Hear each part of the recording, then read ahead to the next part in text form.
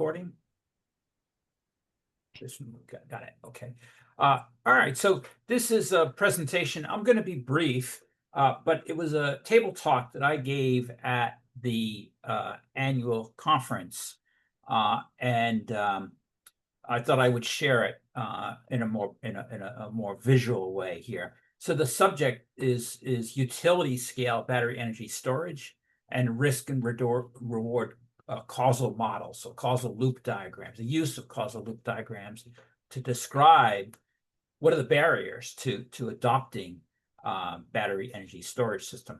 So the transformation that we're seeing really across the world, the adoption of more distributed energy resources, which is generally defined as solar, wind, and battery. These are really being deployed across the world. But what we know is that solar and wind have a fundamental issue about inconsistency. And that inconsistency is that, well, it can overproduce, that its ability to, because it's not tied to the demand. It's tied to when the natural resources are available, sun or blowing wind. So its timing of its supply is not tied to demand, which makes batteries particularly useful because they prevent curtailment of those of those renewable resources. In addition to preventing curtailment, they're also very responsive. They have high energy density, like 3 orders of magnitude greater energy density in terms of watts per square foot compared to solar or wind. And they're very responsive in terms of being able to address peak needs. In fact, they can be used to avoid turning on what's referred to as peaker generators to satisfy a high demand at a particular point.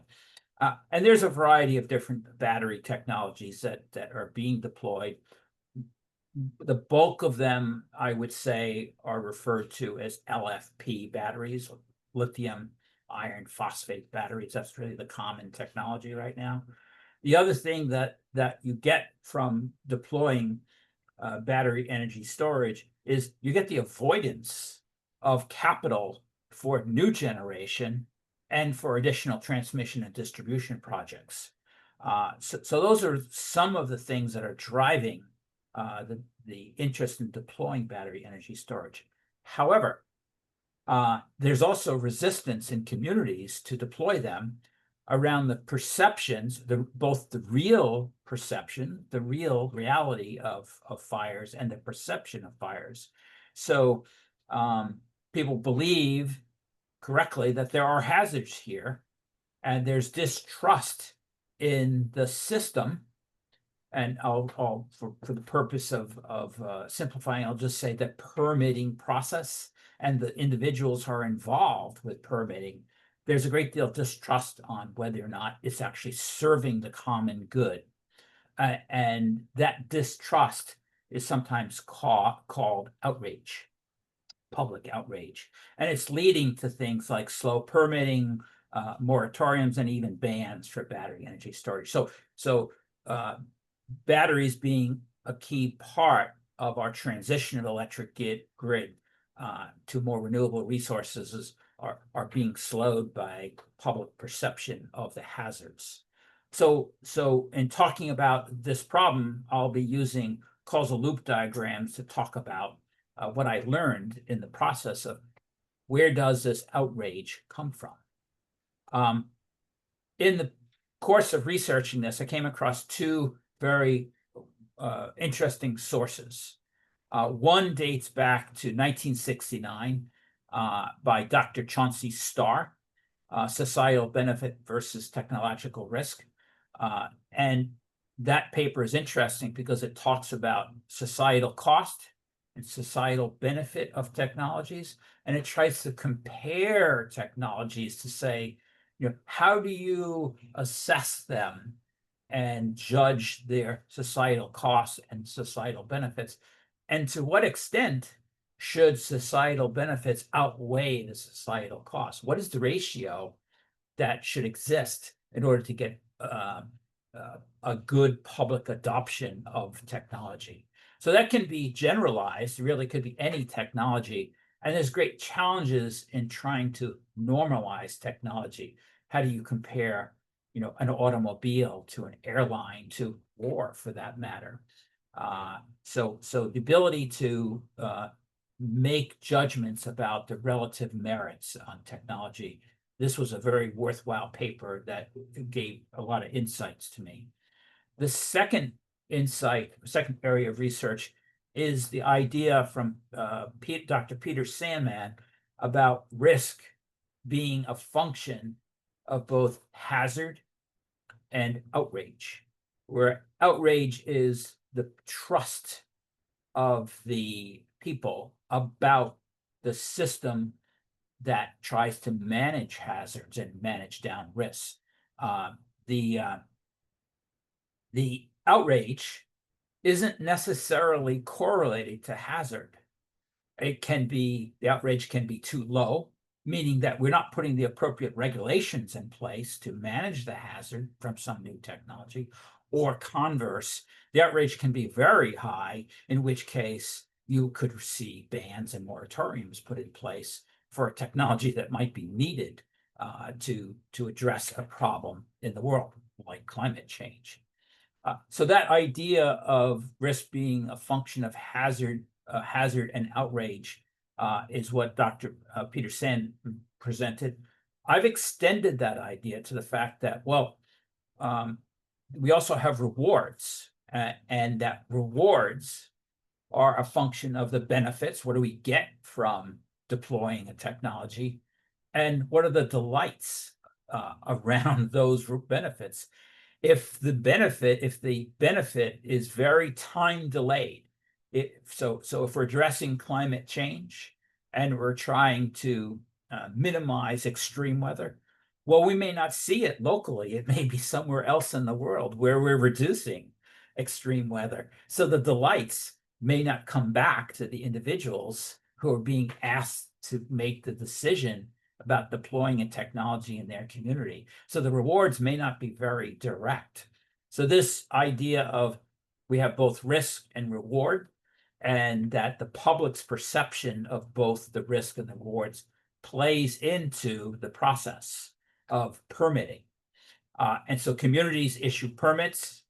Typically, those permits are for some kind of new service. And the expectations is for a community is, well, this may benefit our taxes, maybe our taxes will go down, and the quality of life will improve as well. So as communities introduce new things into their municipality, they do so with a return expectation. The return is rewards, knowing that there may be some risks involved.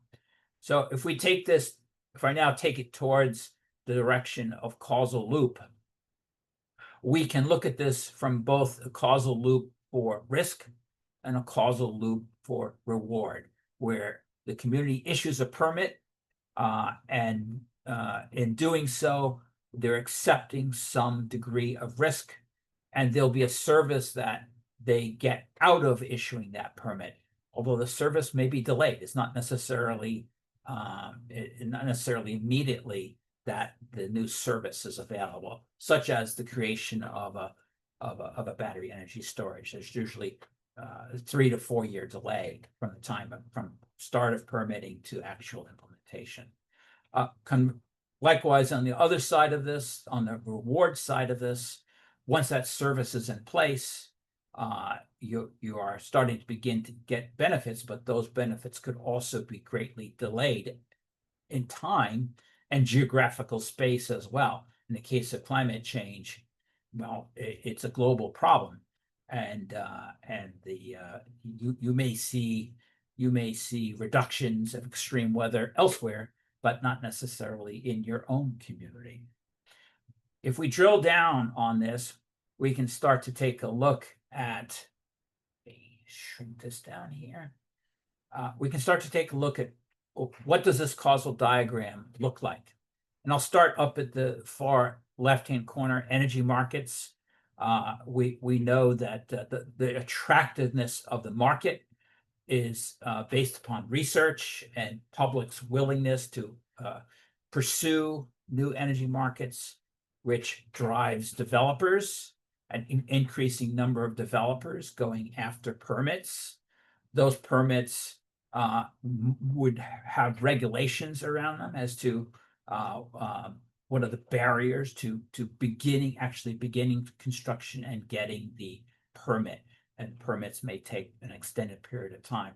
And the construction itself may also take time. That leads us to deployed battery energy storage.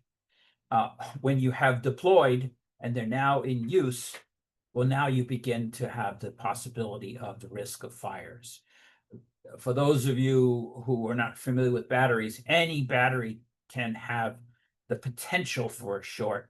And when you have that short, you normally will vaporize some of the materials. And that can result in a thermal runaway. And those vaporized materials can become volatile and lead to a fire or explosion. Those are the impacts. And the impacts tend to be environmental impacts. There could also be physical harm and loss of life, although battery storage technology is kind of similar to substations, electric substations. They're unmanned, and so there isn't really much human activity around them. So the real impact is perhaps more of the environmental impact.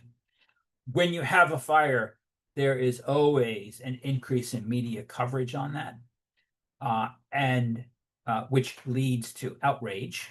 And outrage then affects the energy market, but also affects the regulations. To counterbalance that outrage, you have to have an effective communication and education program to align the relationship, the causality between the outrage and the actual impacts that take place from a fire. So they need to be correlated, or otherwise you end up with a very high degree of regulations, which can result in moratoriums and bans.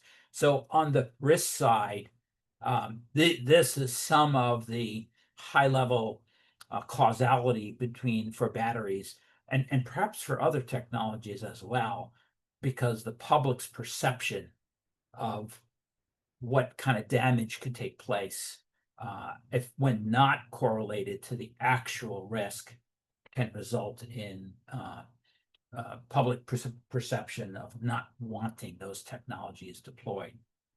Even though often these technologies, if I now turn to the reward, these technologies are being deployed for a reason.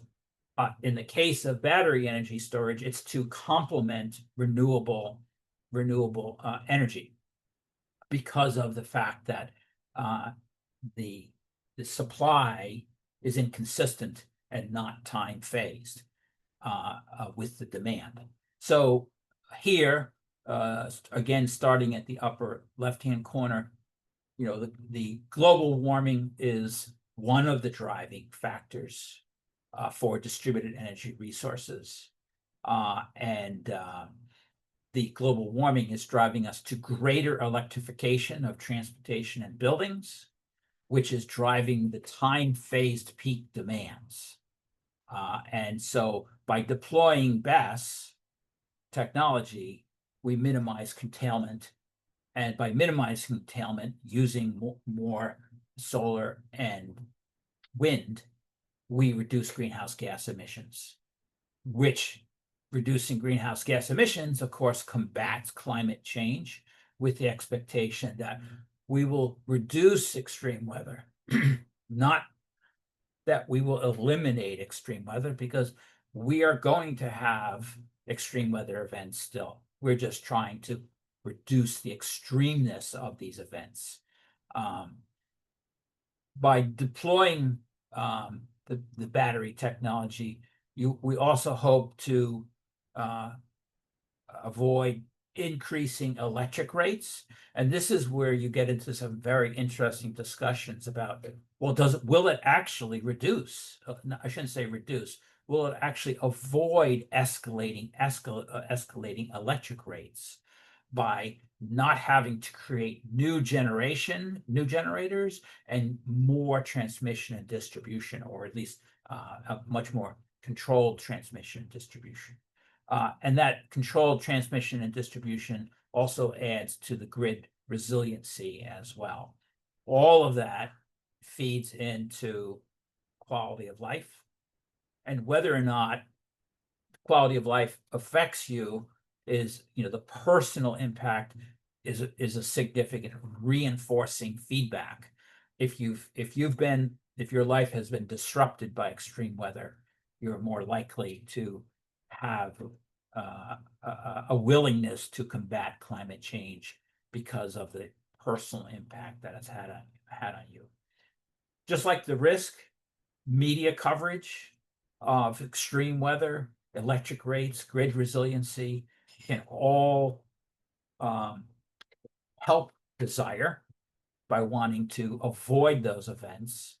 And then the communications is the way that we build up the trust, the reinforcing feedback that says, yes, we really want to deploy this technology, batteries, because it serves our benefits, our desire for reducing extreme weather, managing electric rates, and reinforcing a resilient grid.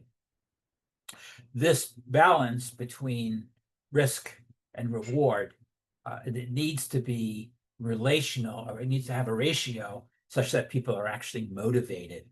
If you do not create a large difference between the benefits and the cost, you'll have communities that are not enthusiastic about deploying new technologies.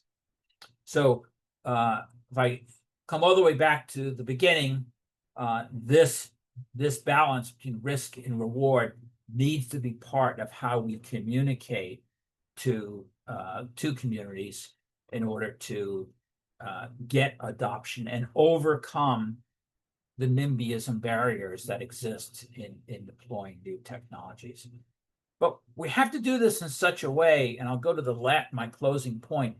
We have to do this in such a way that we don't hand wave away the actual risks, right? We're not saying that there aren't risks.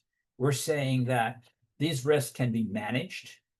The regulations can reduce the rate of the hazard or the magnitude of the hazards, and we can have a correlated outrage to those hazards. It's not, we don't want to approach this as with wearing rose-colored glasses. Any technology that we deploy can have societal cost, and we are obviously trying to minimize that societal cost and maximize the benefits as well. I'll stop here because I think I covered, for the most part, the other points as I went through the presentation. So I won't belabor points 1 through 4.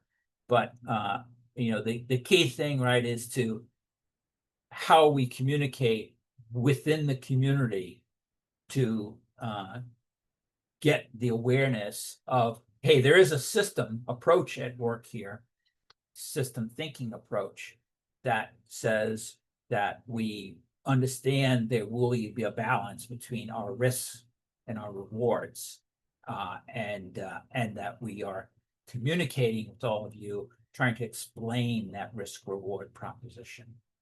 So I will stop there and see if there's any questions.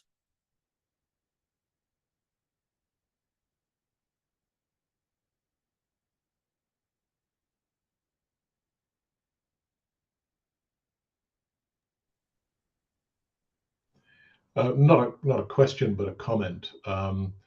I've been involved closely with a communication and education program for something else in the energy business, and I'm very conscious that it's a question of scale. You can communicate effectively in town hall meetings and in front of local councils and in schools and community centres, but that's fairly local.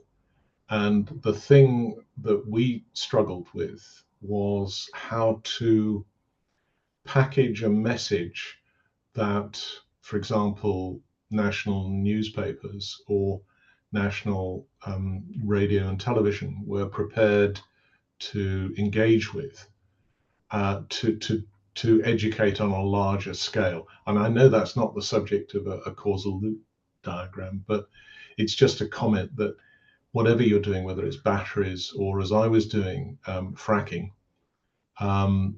it's a question of scale and this communication, and it's tough. It's Yeah, tough.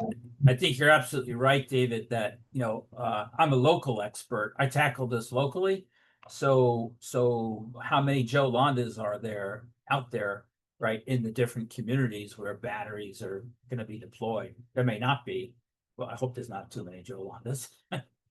So yes, getting the how that communication and education process happens, it needs to be scalable, because it can't ride on just individuals' back. There needs to be a systematic approach on how do we share with the public what we know about the real risks and the benefits of any technology. And I, just to build on that, one of the people in their introduction said that they were involved in looking at the downsides of some of these net zero technologies. And of course, people are going to, it's not just about my 40-foot container with a battery in it sitting on the playing field. It's about the whole cycle of extraction to energy use. And people will want to know about that. And that's a difficult thing to communicate with any sort of conviction. Yeah, the boundary conditions around what we want to describe, if you Yeah, make the boundaries too large, yeah, you're going to lose the audience eventually, right? If you try to, let me tell you about everything in energy. yes, quite.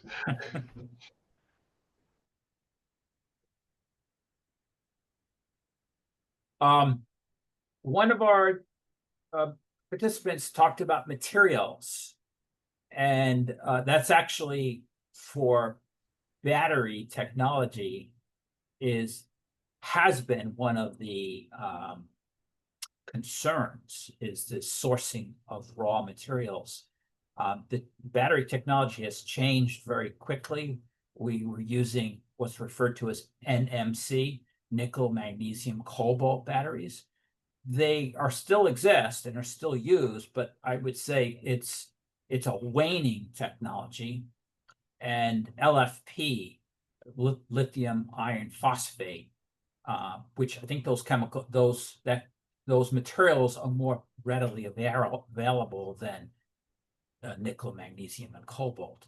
And there's other technologies such as sodium batteries, and also what they refer to as iron air batteries. So the materials, the electrochemical processes there's really a much wider array of materials coming into play, which scarcity is not as much of a factor anymore.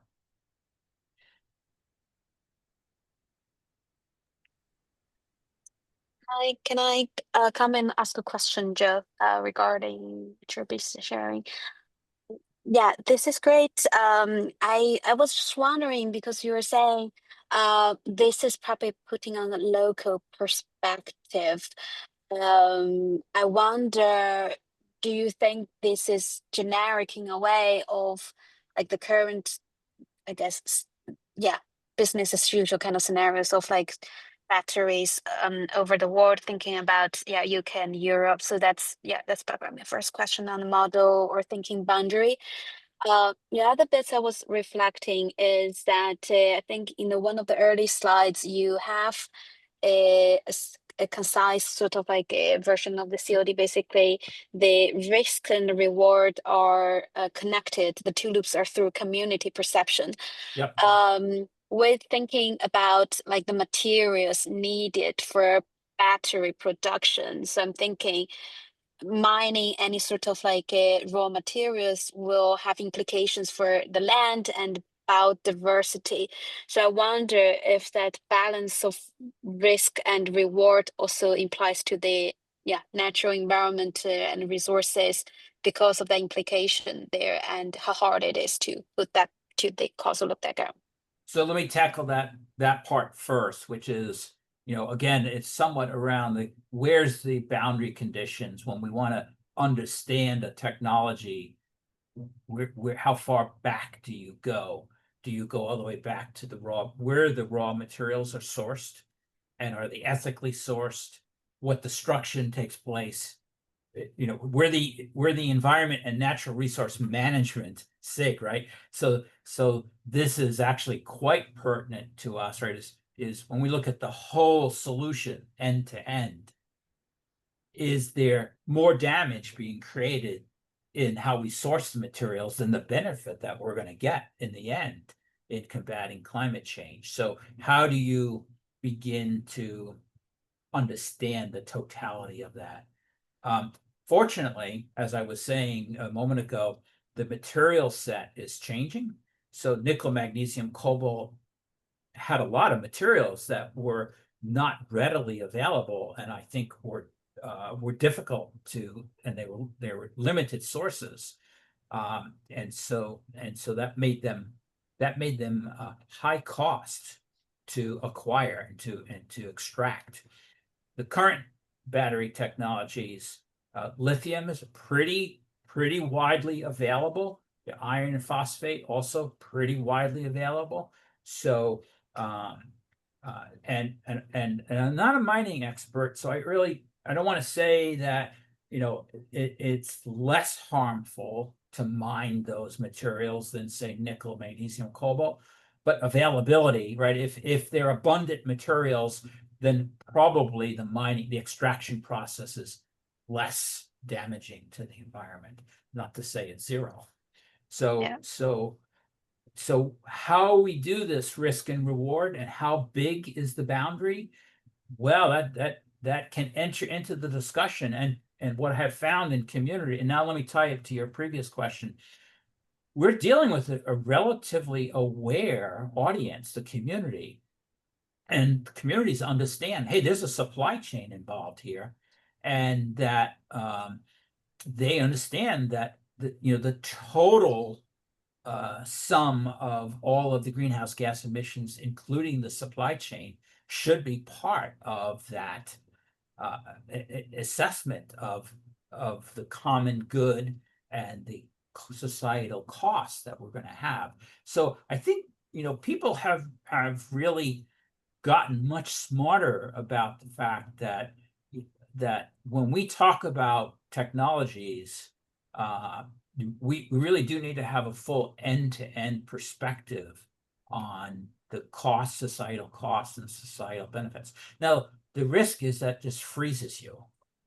You do nothing because everything becomes an examination that is so complex that nothing ever happens. And in the case where I live, which is New York State, we have a home rule.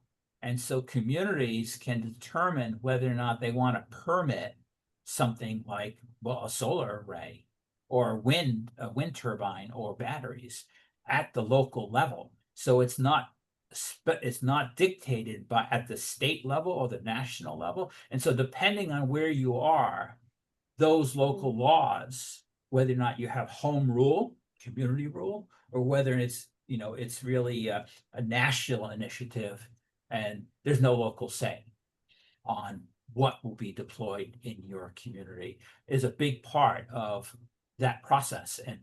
And how many times do we have to do the education process for all the communities that have local rule? And it could be a lot of times that you're educating the local community on different technologies, which is exhausting, having to cover all that ground, explain to everybody, versus at a national level, hey, we've decided nationally we're going to go do this, and too bad, it's a national priority, and you don't locally, you don't get a say in whether or not we're going to do this or not.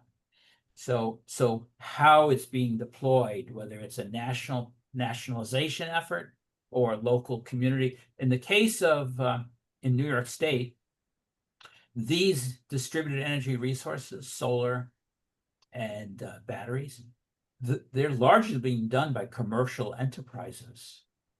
And so they're not nationalized efforts. So they are for-profit endeavors, which is part of the sensitivity around why should we give you a permit to do this?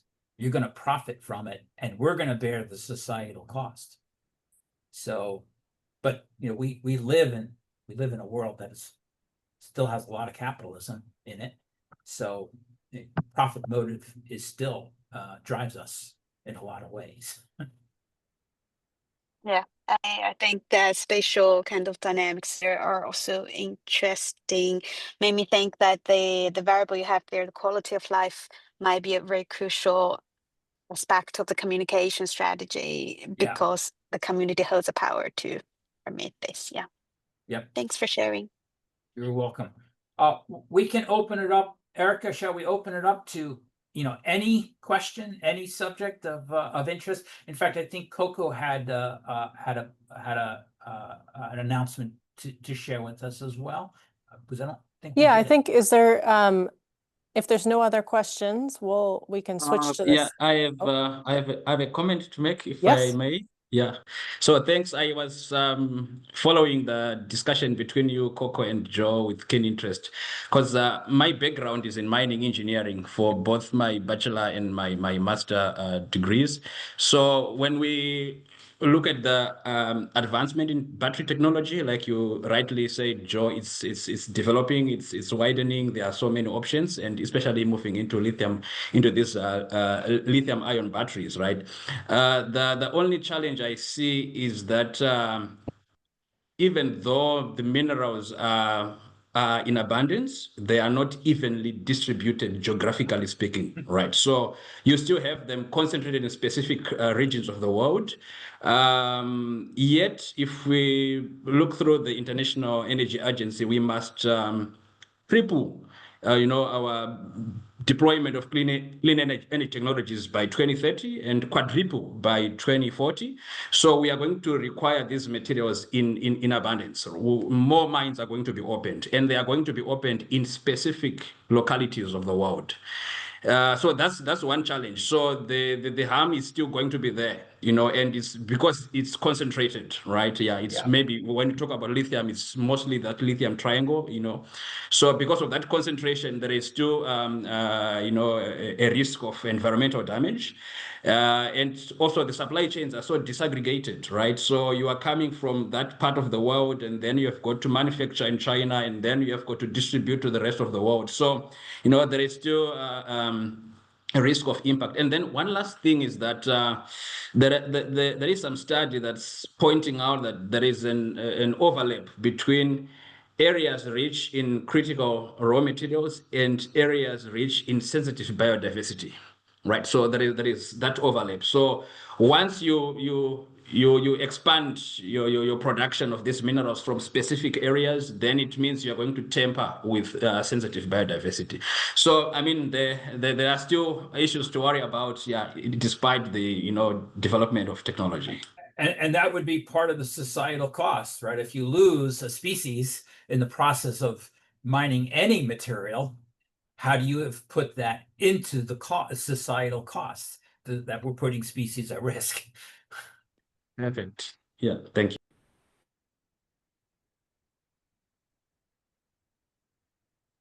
Okay, yeah, unless there's anything really burning, I think what we'll do is we'll just open it up to this kind of asks and offers that we're trying to do at the end of every meeting. So that is basically giving space to offer up any announcements or any things that you want to share, and then also asking if anyone needs help with anything. Please, this is the time to, kind of ask for that help and then get help in return, hopefully. So, Coco, I know you did have one announcement that you wanted to share, so maybe you can kick us off, and then the floor is open. Yeah, no problem. So I'm just gonna drop a link to the chat very quickly, if you could bear with me for a second. Where's my link? Let me drop the PDF first. So should I quickly share my screen, or should I just I don't know if I can share my screen. Maybe I could do that. Yeah, that'd be fine. If you can't, just put a request in there. Okay. Yeah. Let me quickly do that. I think. Yeah, it's probably more visual for everybody to see it. Can you see my screen? Yes. Okay, lovely. So I will keep this short and brave. Basically there will be a upcoming special issue on the idea of system thinking to advance sustainable development goals. So it's really looking at how we can apply a range of system thinking tools and thinking to address SDGs, which itself is a quite kind of environment management relevant type of topic. So I want to share this call with people interested in this SIG. So it's a special issue under the Journal of Systemic Practice and Action Research. So by the name of the journal itself, you get a sense that it's actually a journal that's very welcome, both kind of conceptual and empirical papers, both practitioner sort of reviews and academic type of work. So the editorial board is myself and leading by Matt Hutchison at UCL, as well as Irena Plach-Noda. We are all based at the UCL, University College London. So if there in any ways interest for you or your colleagues, you're very welcome to submit a very short abstract, 300 words. Hopefully that's easy. It can be shorter. For some of your ideas for the paper by November 14. So that will be roughly a month of time from now. You can email that to Matt, which I already put the email address here, or you can email me or Irena for any questions if you have.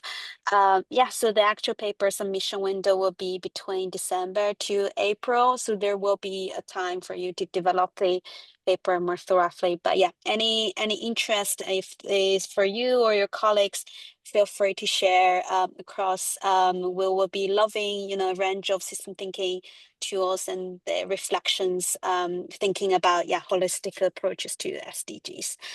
I will also pop the link to the special issue link to the channel. But yeah, any questions, please don't hesitate to get in touch. That's it. Coco, I would like to reach out to you. I'll do that separately. I've recently I have been rereading a article written by Donella Meadows called Dancing with Yep. Systems. And it'll be 25 years. 25th anniversary is coming up next year. And I actually thought of writing a reflection on a quarter century of Dancing with Systems. I'm not sure if that's a article that is of interest, but I'll contact you later and talk about it. Yes, we are welcoming with any conceptual type of articles, and yeah, it sounds like a new dance after A new dance, yeah. 2 decades. So that sounds good. Yeah, please do get in Okay. touch, Joe. Okay, Very I'll good. stop sharing. Thanks, Coco. Anyone else have any asks, any needs for help or suggestions from the group?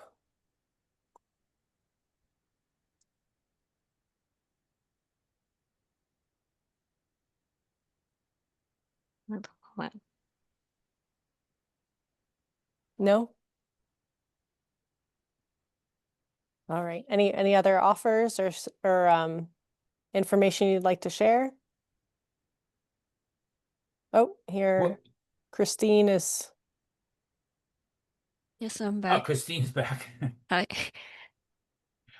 I am curious, you know, generationally, right? We cover a lot of different generations here.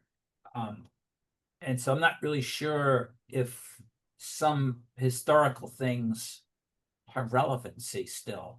For instance, I'll pick on, you know, Donald Meadows. I think limits of growth, everyone is probably very familiar with, should be familiar with, I hope, I believe, is her work something that is well recognized in the system thinking community. oh yeah, So it still has I don't- high relevancy to today's world. Absolutely. Yeah. Absolutely. Yeah. I feel like Thinking in Systems is still the primary book that I Yeah. recommend to everybody to get Yeah. Yeah. get started. Yeah, it seems like on LinkedIn, systems thinking is having a second moment. People from very diverse backgrounds are posting all over the place about having discovered Dana Meadows' book. Great. That is good. Yeah, and the idea of a leverage point, I think, keep coming across different disciplines. I think that's also one of the core assets from Donna Meadows.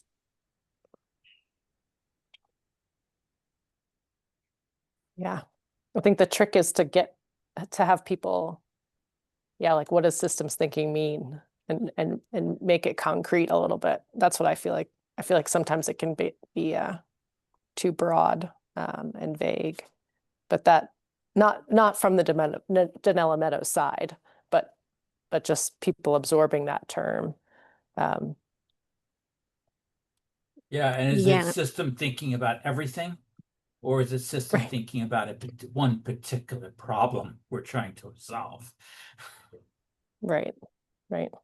Yeah, one thing my supervisor often says is being able to use layman language while talking as a practitioner so that everybody could kind of understand you. So within systems thinking, so many technical words which we feel comfortable using, but then to those outside, it might mean something completely different to them. And yeah, so which is one of the reasons why I want to kind of listen to talks like this, just to help improve my vocabulary and carry others along instead of losing them anyway.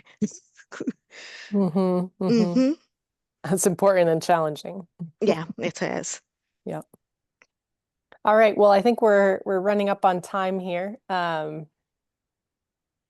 If anyone, any final thoughts, or we'll go ahead and close this out. This has been great. Thanks, Joe, for presenting. I really appreciate it, and thanks for all your engagement. Look forward to seeing you all, hopefully at the next meeting. Those of you who can join, that'll be on the third Thursday. Again, it's the third Thursday of every month at the same time. So we'll announce. And if anyone has any, also if anyone wants to speak at any of these meetings, please send me an email or send the environment SIG in general an email. I'll put my email in the chat. Please let us know if you'd like to speak at any of the future meetings. Have a great day, everybody. We look forward to seeing you again. Thanks, Thank you. everyone.